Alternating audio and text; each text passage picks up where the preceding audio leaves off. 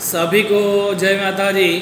कक्षा 12वीं कक्षा में नामा के मूल तत्व सब्जेक्ट में मैं गिरीश सर आप सभी स्टूडेंट्स का हार्दिक स्वागत करता हूं। आज हम नया चैप्टर नंबर 6 जो है उसके जो छोटे सवाल का आगे का भाग देखेंगे। बराबर है। छोटे सवाल में हमने लास्ट टाइम 11 सवाल सिखा दिए थे, क्वेश्चन नंबर 3 के 1 से 11। बराबर है। आज हम देखते हैं क्वेश्चन नंबर 12। थोड़ा अच्छा सवाल है।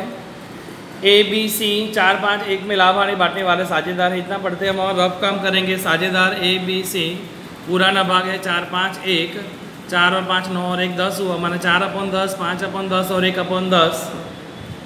बी निवृत्ति के समय निम्नलिखित प्रविष्टियाँ की गई है। प्रविष्टि दी है ए के पूंजी खाते उधार, सी के पूंजी खाते उधार, बी के पूंजी खाते से। बी निवृत्त हो रहा है, माने बी के जो 10,000 है उसमें से 6,000 कौन प्राप्त कर रहा है ए, और 4,000 कौन प्राप्त कर रहा है सी। माने निवृत्त साझेदार के भाग में से प्राप्त हिस्सा दिया है। यहाँ पे क्या दिया है? निवृत्त साझेदार जो है उसके भाग में से प्राप्त ए को 6,000 है, सी को 4,000 है। तो लिखेंगे प्राप्त हिस्सा। ए को कौन निवृत्त हुआ तीनों में से? बी। तो हमारे पास जो बी साझेदार है वो निवृत्त हो रहा है।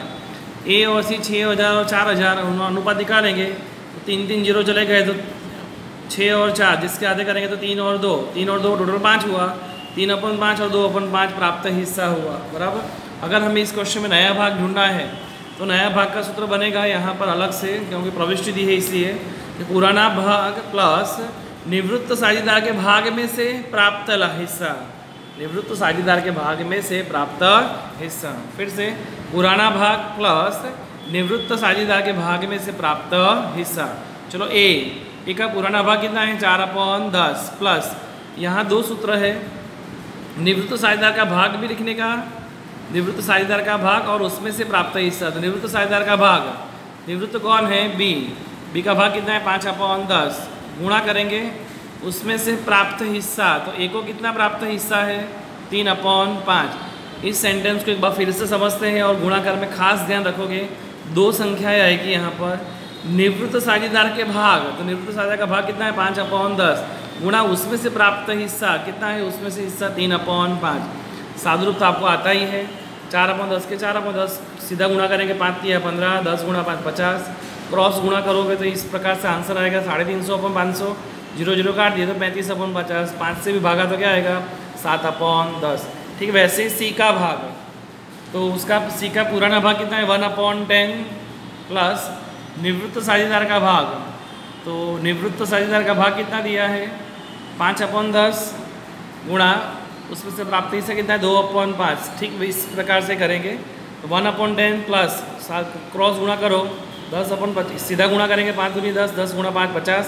क्रॉस गुणा करेंगे तो 150/500, 0 0 काट दिए 15/50। इसका अर्थ ये है कि हमारा यह नया भाग ए और सी का, बराबर, इसका 7 था, इसका कितना आया? 3। माने ए और सी का नया भाग जो है वो 7/3 है। बराबर। Question 13 A B C D 4 3 2 1 में लाभ हानि बांटने वाले साझेदार है। हमने वही लिखा, साझेदार ए बी सी डी पुराना भाग 4 3 2 1, 2 और 1 3 और 3 6 और 4 10, 4/10 3/10 2/10 और 1/10 पुराना भाग हो गया। सी निवृत्त होता है। तीनों में से कौन निवृत्त हो रहा है? सी। सी निवृत्त हो रहा है। सी के बाद निवृत्ति के बाद ए अपना पुराना भाग बनाए रखेगा। सी की निवृत्ति के बाद ए अपना पुराना भाग बनाए रखेगा। इसका अर्थ ए भाग बनाए रखेगा तो ए का नया भाग रहेगा। ए का भाग कौन सा रहेगा? 4/10। इसका अर्थ बी और डी का भाग अलग बनेगा कि नहीं? तो बी और डी शेष साझेदार हुए। कौन से साझेदार हुए? शेष। मन शेष साझेदार बी और डी का भाग कितना होगा? क्योंकि नया भाग तो 4/10 ये लेने वाला है, टोटल भाग 1 होता है। अगर 1 में से 4/10 ये भाग लेगा तो इन दोनों का भाग कितना रहेगा? 6/10। अब 6/10 में से इन दोनों का भाग क्या था? 3:1 में बांट लेंगे, माने बी और डी 3:1 में बांटेंगे। एक बार वापस समझते हैं। ए अपना भाग नया बनाए रखेगा, इसका ए का भाग तो 4/10 ही रहेगा, तो बाकी का भाग बी और डी का रहेगा। बाकी माने शेष भाग बी और डी का रहेगा।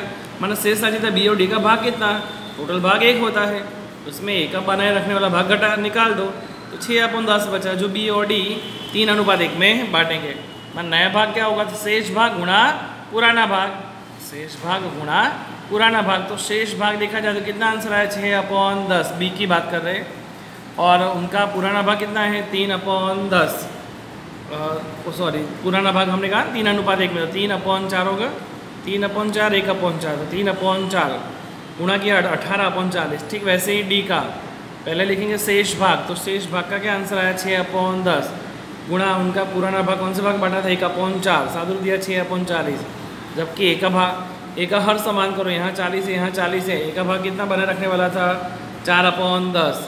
तो हर समान करने के लिए हमें यहाँ पर कितने से गुणा करना पड़ेगा, ए का हर समान करने के लिए 4/10 है, तो 40 आने के लिए कितने से गुणा करना पड़ेगा, ऊपर नीचे 4 से, तो 4 × 4 16, 10 × 4 40। नया भाग देखा जाए तो कौन कौन साझेदार थे, ए बी और डी, ए बी और डी। ए का भाग कितना आया 16, बी का कितना आया 18 और डी का कितना आया 6। आधे कर दिए तो क्या आएगा आंसर 8, 9, 6। तो क्या अनुपात आया भाग जो हमारा है वो क्या आएगा 8:9:3, बराबर है। इस प्रकार हमारे छोटे सवाल पूरे हुए। ये क्वेश्चन नंबर 12 का आंसर है।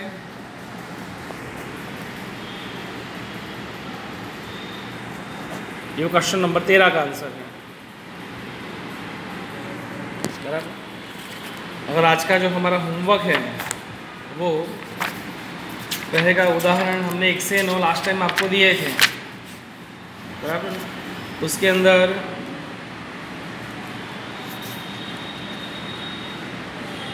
बस 1 से 9 ही होमवर्क में रहेंगे और मैंने अभी जो सवाल करवाया वही करें। ओके, सभी स्टूडेंट्स को जय माता दी।